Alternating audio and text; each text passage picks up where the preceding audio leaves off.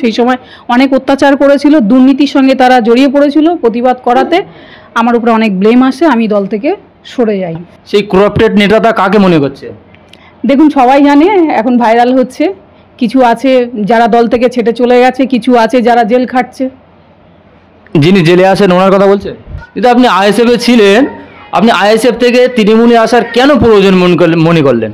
দেখুন, আমি প্রথমত তৃণমূলে ছিলাম, আমি তৃণমূল দলটা করতাম, দীর্ঘদিন ধরে করেছি, কিন্তু দলের মধ্যে কিছু করাপ্টেড লিডার ছিল, যার জন্য আমি দল ছেড়ে চলে গেছিলাম। সেই সময় অনেক অত্যাচার করেছিল, দুর্নীতির সঙ্গে তারা জড়িয়ে পড়েছিল। প্রতিবাদ করাতে আমার উপরে অনেক ব্লেম আসে, আমি দল থেকে সরে যাই। এখন দেখুন, আপনার উন্নয়ন করতে গেলে দলের সঙ্গে থাকতে হবে, তৃণমূল ছাড়া উন্নয়ন সম্ভব নয়। সেই জন্য আমি তৃণমূল দলে আবার ফিরে এলাম। সেই করাপ্টেড নেতাটা কাকে মনে করছে? দেখুন, সবাই জানে, এখন ভাইরাল হচ্ছে। কিছু আছে যারা দল থেকে ছেটে চলে গেছে, কিছু আছে যারা জেল খাটছে। যিনি জেলে আছেন ওনার কথা বলছে? দেখুন, অবশ্যই যে যেমন কর্ম করেছে, আমরা প্রশাসন বলছে যে দুর্নীতি করেছে, প্রশাসন প্রমাণ করছে। আমরা কে? ভাঙড়ে এত সন্ত্রাস হলো, কার জন্য হলো, কী জন্য হলো? তার নামটা বারবার উঠে এসেছে, শিরোনামে আছে। কখনো শিক্ষককে জগ ছুঁড়ে মারা থেকে শুরু করে এখানে ওখানে তোলা থেকে শুরু করে আরও একাধিক এলিগেশন আছে। প্রশাসন তার বিরুদ্ধে ব্যবস্থা নিয়েছে, আইনত তার বিরুদ্ধে ব্যবস্থা নিয়েছে। আরাবুল ইসলাম জেল থেকে ছাড়া পেলে কি তৃণমূল দল করবে? দেখুন, সেটা তার ব্যক্তিগত ব্যাপার, এটা আমি বলছি না। দল সিদ্ধান্ত করবে, সেটা দলের ব্যাপার। আর উনি দল করবেন কি তৃণমূল করবেন কি করবেন না, সেটা ওনার ব্যাপার। দলে নেওয়া হবে? দেখুন, আমি এটা বলতে পারি না। দলের ঊর্ধ্বতন কর্তৃপক্ষ আছে, ওনারা বুঝবেন দলে নেবেন কি নেবেন। সেরকম উন্নয়নমূলক কোনো কাজ হচ্ছে না। আজ 3টে বছর হয়ে যাচ্ছে, কিন্তু কোনো কাজ হচ্ছে না। উন্নয়নের স্বার্থে আসা। তৃণমূল দলের পক্ষ থেকে আপনাকে কোনো রকম কোনো অফার টফার করা হয়েছে কি? না, কোনো রকম কোনো অফার নেই। আমি এসেছি মানুষের জন্য, যেহেতু আমরা কাজ করতে পারছি না, যাতে কাজ করতে পারি, মানুষের পাশে দাঁড়াতে পারি, তার জন্য। আপনাকে নাকি প্রচুর টাকার বিনিময়ে কেনা হয়েছে? প্রচুর টাকাও তো দূরের কথা, 1 টাকাও। অনেকে তো এমন বলছেন একটা স্করপিও এবং 10 লক্ষ টাকা দিয়েছে নাকি। অনেকেই অনেক কথা বলে, গল্পে গরু গাছে ওঠে, ঠিক আছে? তা সেই রকমই ব্যাপার হয়ে যাচ্ছে। টাকার জন্য যদি আসা হতো তাহলে ভোটের আগে অনেক ভালো ভালো অফার ছিল, তখন আসলে অনেক টাকা হয়তো পেতাম, অনেক কিছু পেতাম, অনেক পদও পেতে পারতাম। কিন্তু সেরকম কোনো ইচ্ছা নেই, পদেরও লোভ নেই, টাকারও লোভ নেই। মানুষের জন্য কাজ করতে এসেছি, মানুষের জন্য লড়াই করছি, আগামীতেও মানুষের পাশে থাকবো, লড়াই করব। মানে মানুষের জন্য লড়াই করার জন্য আপনি আইএসএফ ছেড়ে তৃণমূলে যোগ দিয়েছেন, তাই তো? দেখুন, আইএসএফ ছেড়ে তৃণমূলে, দেখুন আইএসএফে দীর্ঘদিন আছি আমরা। 21 সাল থেকে আমি আইএসএফ, যখনই পার্টিটা এসছে তখন থেকে আইএসএফকে সাপোর্ট করেছি। 2021 সালে এমএলএকে জিতিয়েছিলাম। এই 3 বছর ভাঙড়ের এমএলএকে ভাঙড়ে খুব কম দেখা যাচ্ছে। এটা ভাঙড়ের মানুষের প্রত্যেকের অভিযোগ, এটা আমার একার অভিযোগ নয়। ভাঙড়ে একটু বেশি বেশি সময় দেওয়ার দরকার। যে ভাঙড়ের মানুষ ওনাকে বিধানসভায় পাঠিয়েছে, সেই ভাঙড়ের মানুষের পাশে সদা সর্বদা থাকার দরকার। আজকে দেখুন, আমাদের দলের ছেলেরা, বিভিন্ন ছেলেরা আক্রান্ত হয়েছে, আহত হয়েছে, নিহত হয়েছে।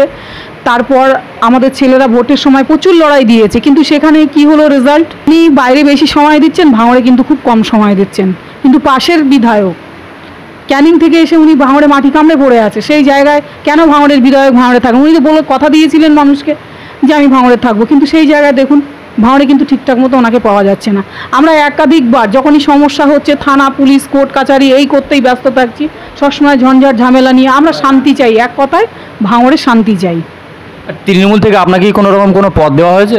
না, কোনো পদ আমার দেয়নি, আর আমি পদের আশায়ও এখানে আসিনি। আমি কাজ করতে পারছি না, সবচেয়ে বড় কথা। দলের মধ্যে অনেক লাঞ্ছনা, বঞ্চনা, অবহেলা, অনেক কিছু আছে। আমার ভাঙড়ের যারা কর্মীরা, যারা ভাঙড়ের যে ভাইরা যারা লড়াই করছে, দূর থেকে অনেক কিছু বলা যায়, কিন্তু ভাঙড়ের মাটিতে বাস্তবে দাঁড়িয়ে একবার লড়াই করুন, তাহলে বুঝতে পারবেন। আমার জায়গায় সে থেকে দেখুক সে কেমন লাগে, তখন বুঝতে পারবে যে আমি ঠিক না ভুল, আমি ঠিক করছি না ভুল করছি। আমাদের যখনই সমস্যা হচ্ছে, আমাদের ব্লক স্তরে কেউ বলতে পারবে যে কোনো ব্লক লিডার আছে? কমিটি নেই। কেন নেই? দীর্ঘদিন ধরে নেই, জানানোর পরেও তারপরেও নেই। একটা ইলেকশন চলে গেল 21 সালে, তখন নাই সময় পাইনি, দলের বয়স 3 মাস ছিল। তারপরে আমাদের পঞ্চায়েত ইলেকশন গেল, পঞ্চায়েত ইলেকশনে তো কম রক্তপাত হয়নি, প্রচুর লড়াই হয়েছে, লড়াই সংগ্রাম করে আসতে হয়েছে। সেই জায়গায় দাঁড়িয়ে আবার যখন এই লোকসভা নির্বাচন হয়, তাকে আগে বলেছিলাম কমিটি করতে, কিন্তু সেখানে দেখুন ব্লক কমিটি নেই। নিচু স্তরের সমস্যা হচ্ছে আমাদের কাছে জানাচ্ছে, কিন্তু আমাদের যখন সমস্যা হচ্ছে আমরা আর কাউকে পাশে পাচ্ছি না। এমএলএকে ফোন করছি, উনি ফোন রিসিভ করেন না, ওনার অফিসের ছেলেরা তারাও ঠিকঠাক রিসিভ করেন না বা কোনো রিপ্লাই দেন না। তাই এটা আমি কী বলতে পারি, কী করতে পারি? আমাদের সমস্যার সমাধানটা কোথায় বলুন? এই সমাধানটা কোথায়?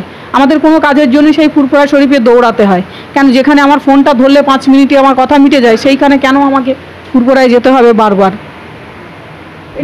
বিধায়ক নওশাদ সিদ্দিকী আজকেই বললেন যে তৃণমূল দলের ভিতরে পদ নিয়ে ঝামেলা হচ্ছে এবং বর্তমানে যে আইএসএফের যারা যে উইনার প্রার্থী যারা তৃণমূলে যাচ্ছেন তাদেরকে কোনো পদ দেওয়া হবে না।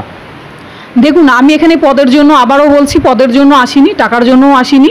আমার কোনো স্বার্থ নেই, মানুষের জন্য কাজ করেছি, মানুষ আমাকে ভোট দিয়ে জিতিয়েছিল, মানুষের পাশে আছি, সদা সর্বদা তাদের পাশে থাকবো। এটাই আমার মানুষের জন্য চাওয়া পাওয়া, মানুষের জন্য লড়াই করা। আপনি আইএসএফের খামচিহ্ন থেকে সমিতিতে জিতেছেন, এখন তৃণমূলে আসার পরে আপনার যারা গ্রামের যারা আপনাকে ভোট দিয়েছিল তারা কি আপনার এই সিদ্ধান্তকে মেনে নিয়েছেন? দেখুন, হ্যাঁ, অনেকেই আমার সঙ্গে কালকে যোগদান করেছে, বা আমি পঞ্চায়েত সমিতিতে আছি, আমার সমিতির 5-5টা জেতা মেম্বার তারা চলে আসে, তারা আমার আগেই চলে এসেছে। তারা যখন চলে এসেছে তখন আমি তো একা হয়ে গেছি, আমার আর পাশে কে আছে? কেউ নেই। আমার লড়াই করার যে শক্তি ছিল, যারা আমার সাপোর্টে ছিল, তারা চলে এসেছে অলরেডি। সেই মানুষগুলো তারা আমাকে রেখেই চলে এসেছে আগে। আমি সেই মুহূর্তে আমি কি করতে পারি? চারিদিকে চাপ, এত সমস্যা, এত প্রবলেম, দেখার লোক নেই। লোকসভা ভোট হয়ে গেছে, কাউন্টিংয়ের দিন রাতের বেলা যে ঘটনাটা ঘটলো পানাপুকুরে, আমাদের 5 জন ছেলে এই চালতাবাড়িয়া অঞ্চলে, আমার এলাকার মধ্যে 5টা ছেলে যারা আমার সঙ্গে থাকতো, তারা বম ব্লাস্টে আহত হয়েছে। তারা প্রায় 1 মাস ধরে মৃত্যুর সঙ্গে লড়াই করেছে হসপিটালে। দল কি জানে না? দলকে জানানো হয়েছিল, কিন্তু পদক্ষেপ নেয়নি। দল কেউ পাশে দাঁড়ায়নি, একবারও আসেনি, তাদেরকে একবার দেখিনি, তাদের ফ্যামিলির পাশে দাঁড়ায়নি, একবারও খোঁজ নিল না যে তারা কেমন আছে। উচিত ছিল তো একবার কেউ এসে দেখতে পারতো। চেয়ারম্যান যদিও না আসতে পারতেন, রাজ্য কমিটিতে অনেক লোক ছিল, অনেক লিডার আছে, তারাও তো আসতে পারতেন, একবার দেখতে পারতেন যে হ্যাঁ তারা কেমন আছে। তারা তো মৃত্যুর সঙ্গে লড়াই করছে, তাহলে কেন এখনও একটা ছেলে এখনও হসপিটালে ভর্তি আছে? কেন এত অবজ্ঞা? কেন? দোষটা কোথায়? আমরা দলের জন্য জীবন দিয়ে লড়াই করছি, তাহলে আমাদের পাশেও তো বিপদে দাঁড়ানোর দরকার। এখন তৃণমূল জয়েন করে আপনার কেমন লাগছে? ভালো লাগছে, ভালো। আইএসএফের অনেক কর্মীরা আপনার নামে আজে বাজে মন্তব্য করছেন, তাদের উদ্দেশ্যে কি বলবে? তাদেরকে এই একটাই কথা বলবো যে ভাই, অনেক লড়াই করেছি, আগামীতেও লড়াই করব। আমার জায়গায় তোমরা একবার একটুখানি নিজেকে দাঁড় করিয়ে দেখো। সোশ্যাল মিডিয়ায় অনেক কিছু বলা যায়, বড় বড় কথা বলা যায়, কিন্তু একবার আমার জায়গায় ভাঙড়ের মাটিতে এসে লড়াই করে একবার দেখিয়ে দাও কত বুকের পাটা আছে, তখন বুঝতে পারবো। আচ্ছা, আপনাকে কি তৃণমূল দলের পক্ষ থেকে কোনো রকম আপনার প্রশাসনিক প্রেশার বা চাপ দিয়ে, ভয় দিয়ে কি আপনাকে তৃণমূলে আনা হয়েছে? না, এরকম কোনো ব্যাপার নেই, আমি স্বেচ্ছায় এসেছি।